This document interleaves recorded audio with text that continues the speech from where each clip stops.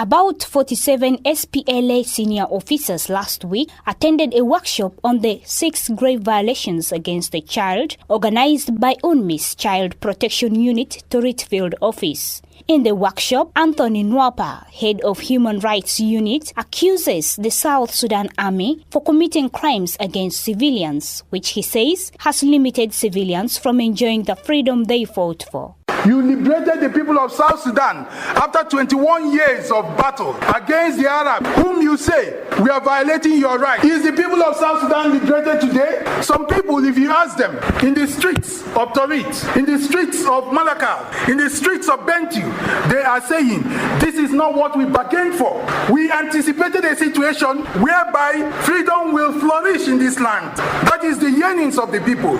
Are we meeting that today? Answer that question yourself. Are they not being killed? Are they not being incidences of rape? Why should it happen? Nwapa advises the army to respect the rights of civilians for peaceful existence that will enable them clean the wrong image printed against them by both civilians and the international communities. He says what SPLA is doing currently is weakening the government.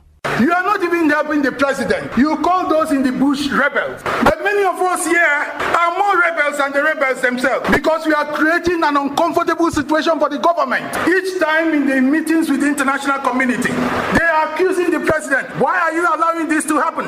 Now I challenge you. You have made commitments today. You have said you are going to do things to ensure that this does not continue to happen. Next time we will meet, I want to hear a different story.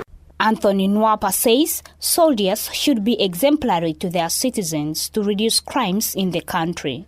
On his side, the head of SPLA Child Protection Unit, Brigadier General Chaplain Kamis Edward, admits the accusations. He says soldiers found committing crimes should be punished. The people who are doing all these authorities are the soldiers. So if you keep what you hear from here and you don't want to tell them, they will still continue doing the same thing because they don't know. And if somebody then commit crime, the time you have already tell them, don't give them chance. Punish them so that the other one will see that if I do the same, I will be punished. And then when we are doing like that, we will automatically eradicate what is happening and we will start cleaning our face. The SPLA. Kamis urges the senior commanders to implement all that they have learned at the workshop to enable soldiers in the ground to differentiate between wrong and good. Major General Ajak Deng Biar is the SPLA Chief of Moral Orientation in Bilfam, Juba. Deng urges soldiers to stick to their ethics of protection to enable the civil population count on them for protection.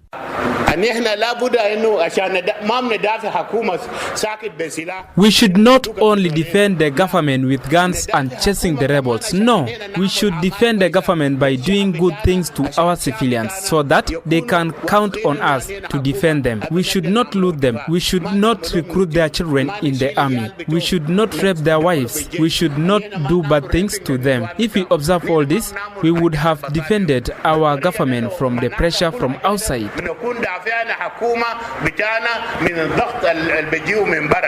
General Deng Biar says following code of ethics will enable soldiers gain trust from civilians. Meanwhile, Brigadier Nicholas Ukechathei, Chief Administrator of Cobra Division 7 in Torrit, urged fellow officers to always accept corrections where they have gone wrong.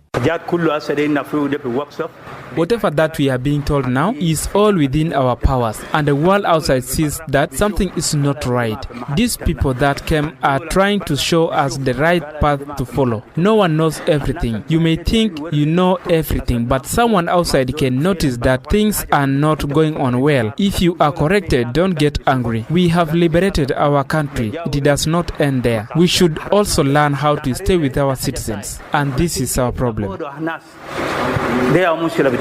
Nicholas says sharing experiences and corrections will lead participants in the right direction of operation. The 2 days workshop tackled issues of kidnapping and recruitment of children in the army, raping of women, looting of civilians' property by soldiers, among others. 91 FM. Bakhita Radio, the voice of the church. Bakhita Radio 91 FM. Thank you to Bakhita Radio. You are listening to Bakhita Radio. Bakhita Radio. Bakhita Radio, I greet you. Bakhita Radio 91 FM, the voice of the church.